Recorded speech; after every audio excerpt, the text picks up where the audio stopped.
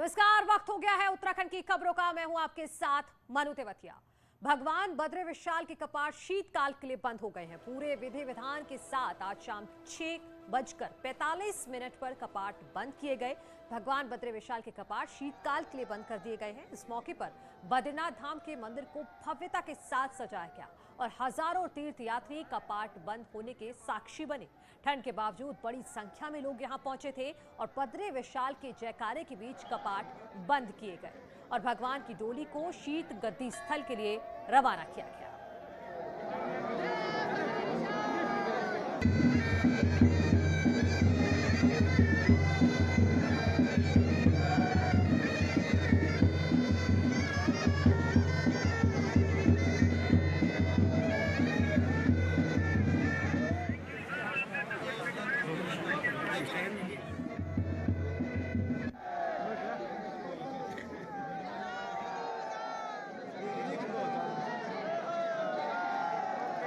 बद्रीनाथ धाम के धर्म अधिकारी जी मौजूद हैं। अपर धर्म अधिकारियों के साथ साथ वेद पाठी जी मौजूद हैं और बद्रीनाथ धाम के जय जयकार के साथ ही आखिरकार जिसका सबको इंतजार था, भगवान बद्री विशाल के कपाट शीतकाल के लिए बंद कर दिए गए हैं और अब इसके साथ ही उत्तराखंड में स्थित चारों धाम की यात्रा भी संपन्न हो गई है। इस बार बद्रीनाथ धाम में लगभग 1,97,000 जो यात्री थे उन्होंने दर्शन किए हैं। कोरोना महामारी की वजह से समय पर यात्रा शुरू नहीं हो पाई। सितंबर में यात्रा शुरू की गई, लेकिन आंकड़ा फिर भी 2 लाख के आसपास था, जो अपने आप में ऐतिहासिक है, जो अपने आप में देवस्थानम बोर्ड के लिए संतुष्ट करने वाले आंकड़े हैं। हम आपको दिखा रहे हैं बद्रीनाथ धाम से ये एक्सक्लूसिव तस्वीरें। भगवान बद्री विशाल के कपाट शीतकाल के लिए बंद कर दिए गए हैं। तो भगवान बद्री विशाल के कपाट शीतकाल के लिए आज बंद हो गए। 6 बजे के बाद ये कपाट बंद हुए हैं। 6:45 पर, ठीक 6:45 पर कपाटों को बंद किया गया। इस मौके पर हजारों श्रद्धालु वहां पर मौजूद थे और चारधाम यात्रा भी आज से संपन्न हो गई है। शीतकाल के लिए भगवान बद्री विशाल के कपाट बंद होते हैं और इसी के साथ ही जो चारों धाम की यात्रा है उसका भी समापन होता है। अब अगले जो सीजन होगा उसमें चारधाम यात्रा की शुरुआत होगी, लेकिन आज फिलहाल विधि विधान से भगवान बद्री विशाल के कपाट बंद कर दिए गए। मुख्यमंत्री पुष्कर सिंह धामी आज देहरादून पहुंचे और उनका यहां पहुंचने पर भव्य स्वागत किया गया। सीएम धामी यूपी दौरे पर गए थे, जहां परिसंपत्तियों को लेकर सबसे बड़ा फैसला हुआ और 21 सालों में जो नहीं हुआ वो धामी सरकार ने करके दिखाया। सीएम धामी भी लखनऊ से खटीमा होकर पिथौरागढ़ पहुंचे और देहरादून आज ही पहुंचे हैं, जिसके बाद यहां उनका जोरदार स्वागत किया गया। पहले एयरपोर्ट पर उनका स्वागत किया गया और फिर सीएम धामी के स्वागत में रोड शो निकाला गया।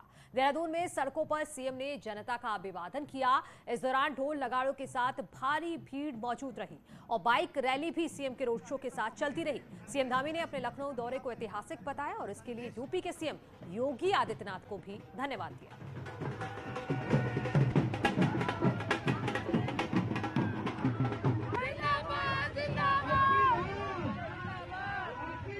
21 साल से जो हमारी परिसंपत्तियों का जो बंटवारे का जो प्रकरण था वो लगातार चलता रहा। पिछले कई वर्षों से उसमें बैठकें भी हुई। मैं विगत 2 दिन पहले उत्तर प्रदेश में मुख्यमंत्री उत्तर प्रदेश और हमारे उत्तराखंड के बीच में वहाँ पर बैठक हुई। मैं उत्तर प्रदेश के मुख्यमंत्री योगी आदित्यनाथ जी का धन्यवाद करना चाहता हूँ। मैं उत्तराखंड की जनता को भी इस काम के लिए मैं उनको भी बधाई देना चाहता हूँ। बहुत धन्यवाद। जहां चाह वहां रहा, ये कहावत बिल्कुल सच साबित हुई सीएम धामी के पिछले दिनों यूपी दौरे पर, जहां पर राज्य के बंटवारे के बाद लंबित परिसंपत्तियां विवाद का 21 साल बाद समाधान हो गया है। रिपोर्ट देखिए।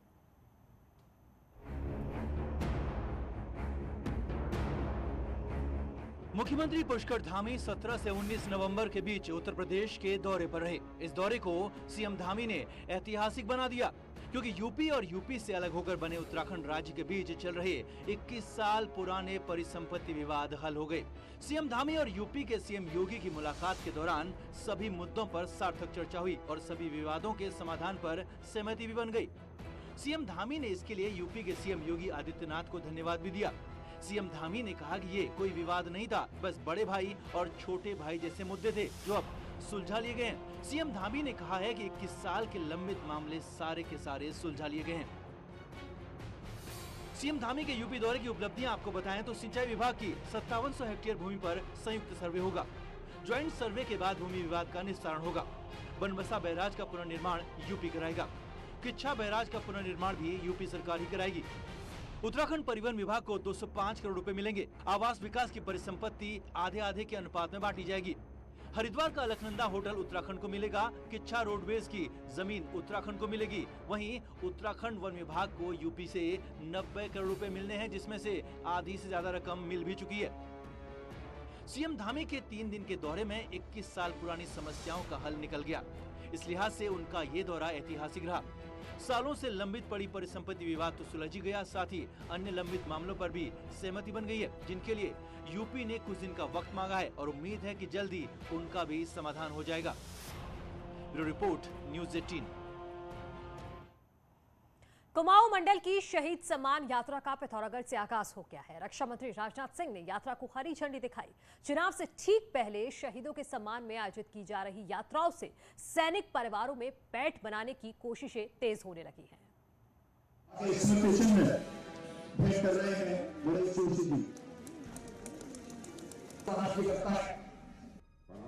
भारतीय सेना में उत्तराखंड सबसे ज्यादा सैनिक देने वाला राज्य है। ठीक इसी तर्ज पर पिथौरागढ़ उत्तराखंड में सैनिकों के मामले में नंबर 1 है। यही वजह है कि बीजेपी ने शहीद सम्मान यात्रा का आगाज बॉर्डर जिले से किया। सीटों के लिहाज से देखें तो राज्य की 28 विधानसभा सीटें ऐसी हैं जहां सैनिक परिवारों का वोट अहम रोल अदा करता है। इसलिए भी कुमाऊं की शहीद सम्मान यात्रा में पूरी ताकत झोंकी गई। रक्षा मंत्री राजनाथ सिंह ने कहा कि जब से केंद्र में मोदी सरकार आई है, सैनिकों और पूर्व सैनिकों को प्राथमिकता मिली है। 1 रैंक 1 पेंशन को उन्होंने मील का पत्थर करार दिया। हमारी सांस्कृतिक परंपरा है कि जो देश के लिए अपनी जिंदगी न्यौछावर करते हैं अथवा देश के लिए अपना सब कुछ दांव पर लगा देते हैं, उनको लोग देव तुल्य मानते हैं। हमारे यहाँ कहा भी गया है, जननी जन्मभूमि स्वर्ग गणेश। जननी और जन्मभूमि दोनों स्वर्ग के समान होते हैं। कुमाऊं की शहीद सम्मान यात्रा में केंद्रीय रक्षा राज्य मंत्री अजय भट्ट के साथ सीएम पुष्कर धामी, उनके कैबिनेट मंत्री बिशन सिंह चुफाल और गणेश जोशी भी मौजूद रहे। शहीद सम्मान यात्रा के दौरान रक्षा मंत्री ने पूर्व सैनिकों से मुलाकात भी की और सीएम पुष्कर धामी ने इस मौके को ऐतिहासिक बताते हुए कहा कि उनकी सरकार भी पूर्व सैनिकों और उनके परिजनों के लिए कई बेहतरीन योजनाओं पर अमल कर रही है। पूरे हिंदुस्तान के अंदर उत्तराखंड को सैनिक बहुल प्रदेश के रूप में जा रहा है। उसी प्रकार से पिथौरागढ़ को वीर भूमि के नाम से जाना जाता है। आज हम सबका सौभाग्य है कि हम ऐसे सैनिकों का, ऐसे उनके पारिवारिक जनों का हम यहाँ पर सम्मान कर रहे हैं। जैसे जसवंत सिंह जी बारे में बोला, वी बारे में दूसरे भगत में बताओ आखिर कस किस्मा आदिम जी कुछ काम करो। चीना को 72 घंटे में 300 सैनिक मार के गिरे गई। जो पुराने एक्स आर्मी वाले हमारे लोग बैठ रही हैं सब जान ली। और वीर चीन वाला अंत में जब वो पकड़ दे तो फांसी दे तारल। शहीद सम्मान यात्रा कुमाऊं के हर शहीद के घर तक जाएगी। यही नहीं, शहीद के घर की मिट्टी से देहरादून में सैन्य धाम भी बनाया जाना है। सैनिकों पर फोकस इस यात्रा का समापन 8 दिसंबर को पीएम मोदी की मौजूदगी में देहरादून में होना है। न्यूज़ 18 के लिए पिथौरागढ़ से विजयवर्धन उप्रेती की रिपोर्ट। उत्तराखंड कांग्रेस में विधानसभा चुनाव के लिए स्क्रीनिंग कमेटी की घोषणा हो चुकी है। स्क्रीनिंग कमेटी के ऊपर हर विधानसभा सीट पर सही उम्मीदवार चुनने की जिम्मेदारी होगी। कांग्रेस इलेक्शन कैंपेन कमेटी के चेयरमैन हरीश रावत का कहना है कि वो चाहते हैं कि कमेटी अपना काम 15 दिसंबर के बाद शुरू करे। हरीश रावत का कहना है कि ऐसा सोचने की पीछे की वजह यह है कि चुनाव से जुड़ी बाकी तैयारियां हो सके।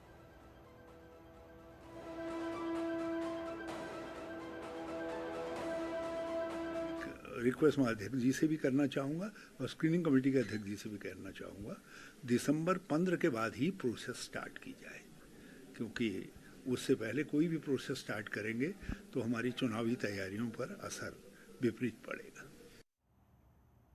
विधानसभा चुनाव में कांग्रेस और बीजेपी की निगाह कुमाऊं की 28 सीटों पर टिकी हुई है, क्योंकि 2017 में यहां की एक तरफा जीत ने बीजेपी सरकार बनाने में अहम रोल निभाया था।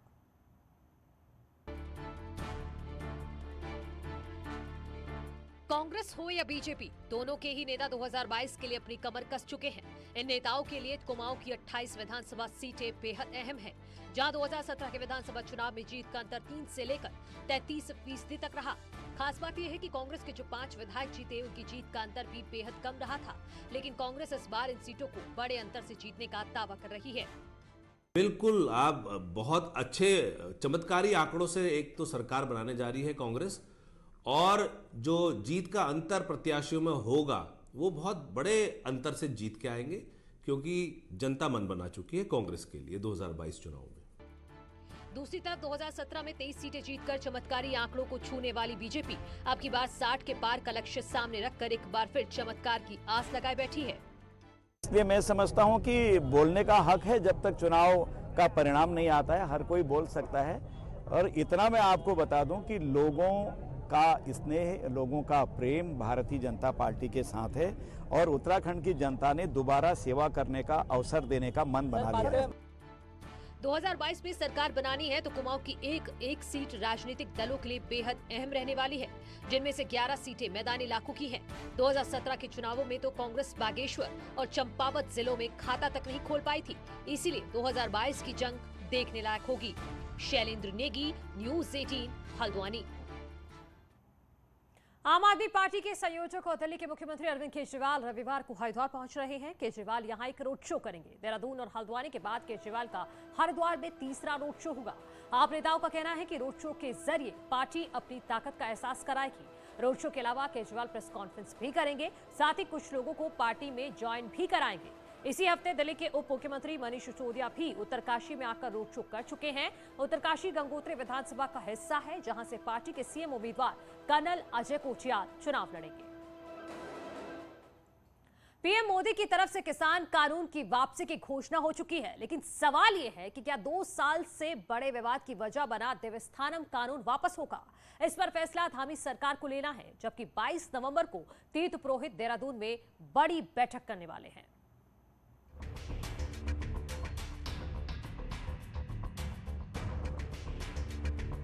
तीन कृषि कानूनों पर प्रधानमंत्री के फैसले के बाद किसानों में खुशी का माहौल है, और ऐसी खुशी का इंतजार उत्तराखंड में तीर्थ पुरोहित भी कर रहे हैं। 2 साल से देवस्थानम बोर्ड और एक्ट को लेकर चल रही तीर्थ पुरोहितों की नाराजगी खत्म नहीं हो रही। पुरोहितों और विपक्षी पार्टी कांग्रेस का कहना है कि जब किसानों के विरोध के आगे केंद्र सरकार झुक सकती है, तो धामी सरकार देवस्थानम बोर्ड के एक्ट को वापस क्यों नहीं ले सकती। हमारा सरकार से एक बार फिर से गुजारिश है कि वो बिना पल गवाए हुए जो है इस देवस्थानम एक्ट को वापस ले ले।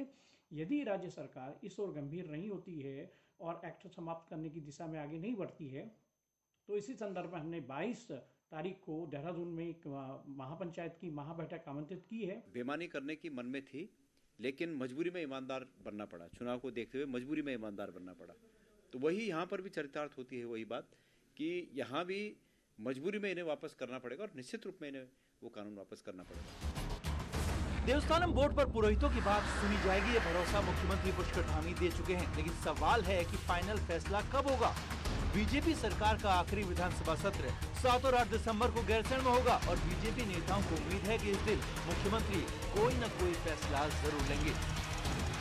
मुख्यमंत्री जी ने एक समिति का गठन किया है, समिति का निर्णय आने को बाकी है, किंतु मुझे लगता है कि जो अभी सत्र चलेगा अभी 7 और 8 तारीख दिसंबर को, उस सत्र में साफ साफ डिसीजन हो जाएगा कि हम कहां पर स्टैंड कर रहे हैं। 27 नवंबर 2019 को त्रिवेंद्र सरकार ने देवस्थानम बोर्ड बनाने का फैसला लिया था, जिसे 2 साल पूरे होने वाले हैं। लेकिन लगातार चल रहे विरोध के बीच प्रधानमंत्री के कृषि कानून पर लिए फैसले ने तीर्थ पुरोहितों की उम्मीद बढ़ाई है।